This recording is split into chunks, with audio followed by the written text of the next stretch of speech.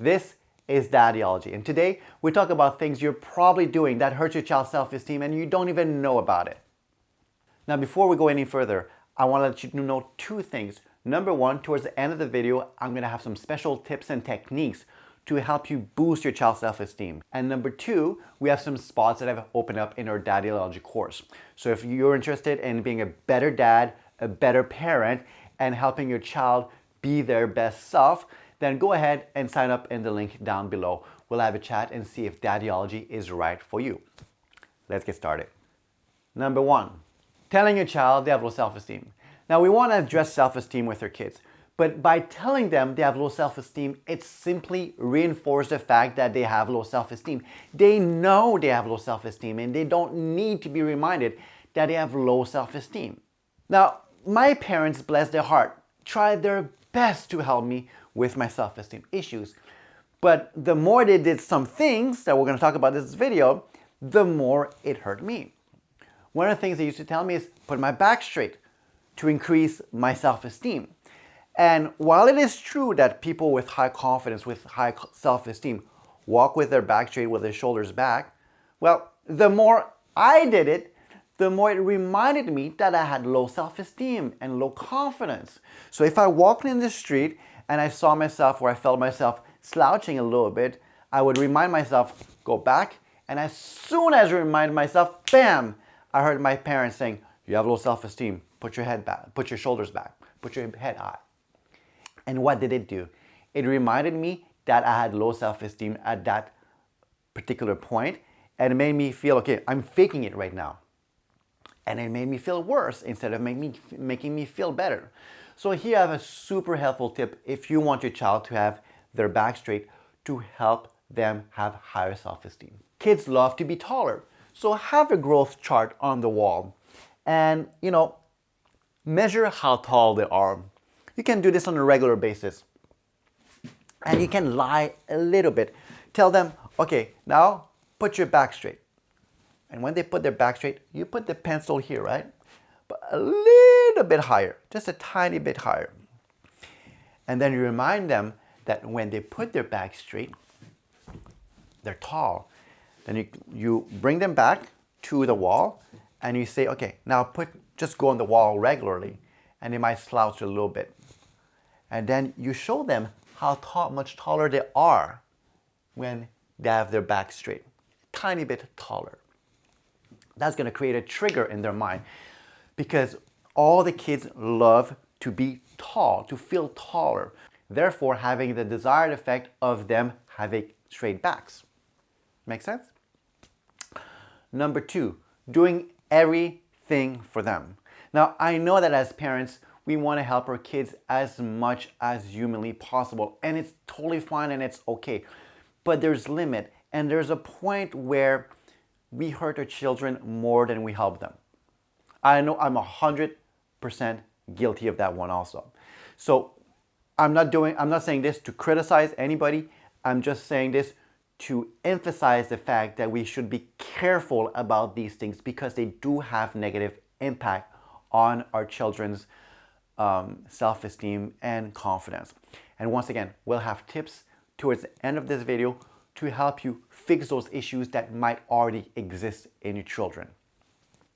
So let me give you a few examples of doing things for your children. When I was younger, I had a lot of health issues. I was born with some heart problems, and as a result, I died. I was in a coma for several months.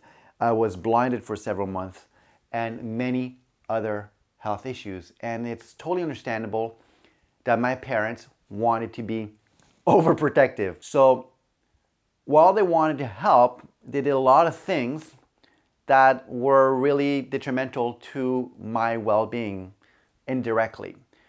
One of the things they did is always doing things for me. Now I'm going to give you two examples and I'm sure you can relate to those and you'll be able to remember how it made you feel and how you're probably doing the same things to your kids. Number one, I vividly remember when I was younger, cleaning the dishes, drying the dishes, I mean. I think it was with my mom. I'm not sure if my dad was there. Anyways, I was drying the dishes And my mom at that point told me, oh, this is not how you dry the dishes. And I remember thinking, no, this is how you dry the dishes. If they're dried, that's all that matters. Whether I take my cloth like this, or I take my cloth like this, or whatever, it don't matter. As long as the end result is that the dishes are dry, that's all that matters, right? But no, my mom wanted me to do a certain way because she thought it was the most efficient way of doing it. She really wanted me to be my best self. But what it told me in my mind is that the way I'm doing things is not proper, is not okay, is not correct. And therefore, it really shattered my self-esteem because I felt, well, if I can't even dry the dishes, then what the hell can I do? Right? It was a very simple little thing. Now, she probably had a bad day that day. She probably felt bad, but it really shattered my self-esteem. Now, there's another event I vividly remember.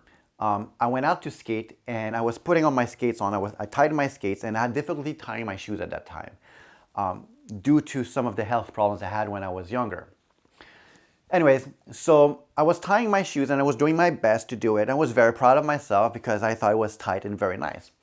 And there was a lot of kids around and my mom came and she said, okay, I'm gonna tie your skates, but they were already tied. And I know she didn't want me to fall down on the ice and hurt myself.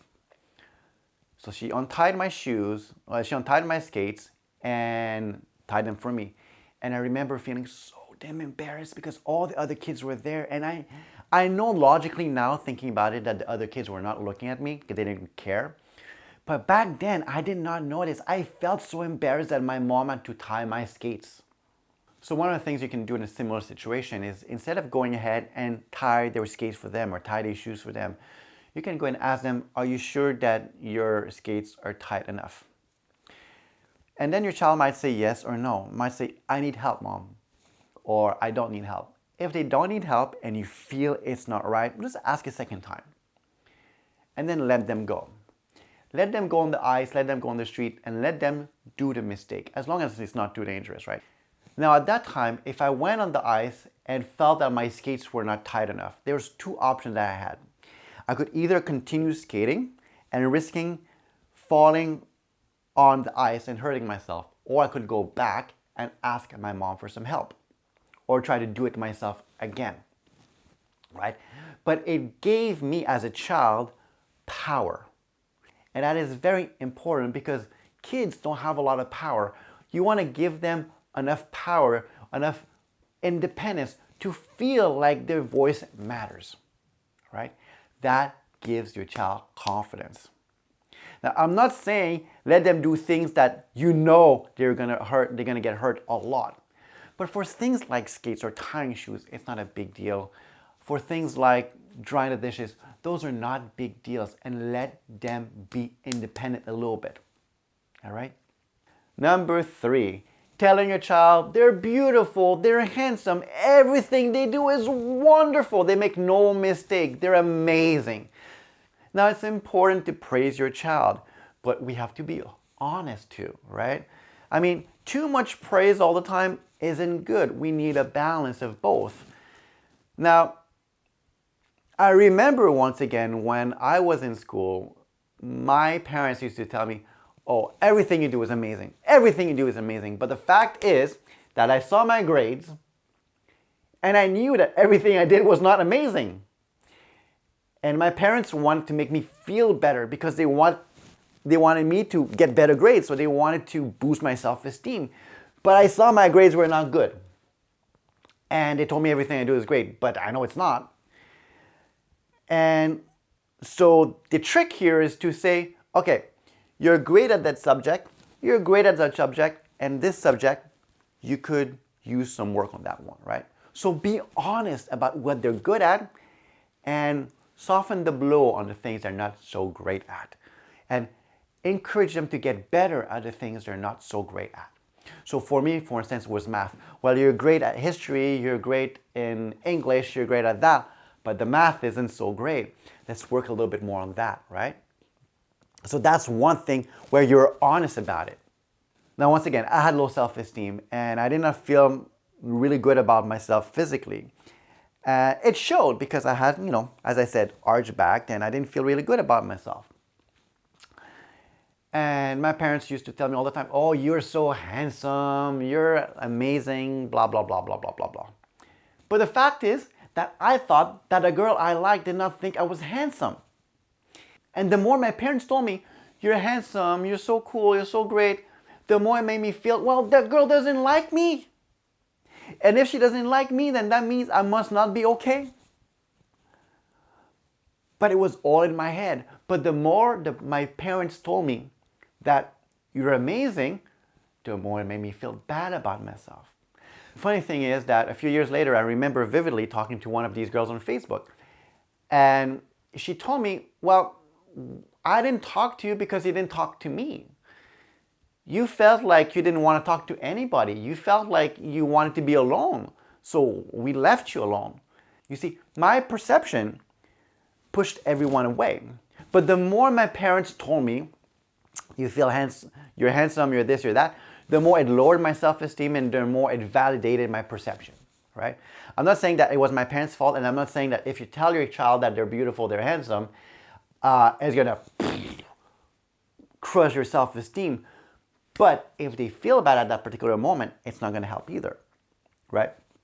So it's important to be honest with your children.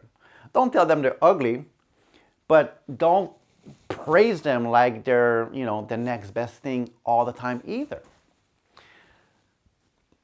Now let me give you 2 amazing exercises you can teach your kids to feel amazing about themselves. The first one we're going to do is a neuro-linguistic programming pattern called a switch pattern. Now I know it sounds complicated, but it's actually quite simple. Now what I want them to do is see themselves at their best self. So I want them to imagine a moment in their life when they felt amazing about themselves. Maybe they scored a goal, maybe they sang a song, whatever it is, it doesn't matter. They just need to feel great about themselves at that particular moment in time. And I want them to, when they visualize this in their mind, to just have the beautiful, strong, vivid feeling of that moment. Then we're going to take the background of that image that they have in their mind and we're going to black it out. We don't want any identifying markers of what's happening at that moment. If they have any identifying markers on their clothes, we're going to take it out. So let's say they're playing soccer and there's, they have a soccer jersey on. We're just going to replace it with regular clothes. So we want to keep the position of them feeling amazing. We want to keep that moment, that feeling, but we don't want any identifiable markers. Then we're going to take that amazing image where they feel great. We're going to bring it in the corner, in the bottom corner here. We're going to take the image of them feeling bad. Maybe it's, them talking to a girl, to a boy, and they don't really feel good about themselves. Maybe it's them tying their shoes or whatever, right? And we're going to make it vivid. I want them to feel bad at that point. Just feel it. And then we're going to switch those 2 images, bringing the bad image down and the good image up. And they're going to lower in size for the bad one and increase in size for the good one. Then I want them to feel fantastic about the good image that is on top right here. And the bad image, they kind of see it still, but it's very, very, very, very, very dim. So the big, beautiful, bright, vivid image, that feels amazing. Then, extremely important, black it out. Black everything out because we don't want to switch it back. We just want to feel amazing. We're going to bring the bad image back on top and the good image back in the bottom. And we're going to switch it back like this. Do this 7 to 10 times in a row. You can do this, every day, every other day, or every time that it is needed. And they will see at the end of 7 to 10 times how they feel about that particular incident. And 95% of the time, they will see a huge reduction in the way they feel bad about things. So when they'll try to put the back image back up, they won't feel as bad about it anymore. They'll just feel like, who cares about it? And that's going to help them not care about it so much and therefore increase their self-esteem. The second thing I want them to do is a meditative practice. Now, meditation is amazing for the mind, for the body, for so many things. And if you don't believe too much in meditation, I want you to think about that one. When you dream at night and you wake up from a nightmare, your heart is racing, right? Nothing in reality happened. It was all in your mind, and your mind made it real. When you have an amazing dream and you wake up from it, more often than not, you want to go back to it. Even though it was not real, your mind felt it was. And therefore, when we meditate, when we visualize, we trick our mind into thinking that something is real, and we make it real with repetition. All right? But in order to make it real, we need to be in a certain state of mind. We can't just close our eyes and visualize. No. We need to be in a certain state of mind. We need to go to what's called the alpha brain wave level. We'll talk about a lot more details in other meditation in other videos at another time, but this is the gist of it right now. So the first thing I want your child to do is take their eyes and look upwards at a 20 degrees angle, like this. Right? I mean, if it's a bit uncomfortable, they can look a little bit lower. It's okay. Just make it comfortable, but don't look straight. Look at a slight angle. Then close their eyes and do a 3-7 breath. That means 3 seconds in, 7 seconds out. 3 seconds in, 7 seconds out. Do this breath 5 to 10 times with our eyes looking up. Then, when they feel a little bit more relaxed, they can visualize themselves just going down a flight of stairs and counting 10, 9, 8, 7, going lower and lower, 6, 5, 4, almost there, 3, 2, and 1. So counting backwards.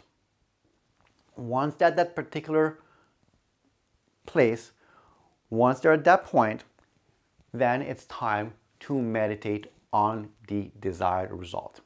First, they would see the situation that they experience on a big screen. It doesn't feel great. It's okay to feel bad about it. They'll take a few moments to feel bad about it, to feel how it feels, and then erase this big screen. Erase everything inside.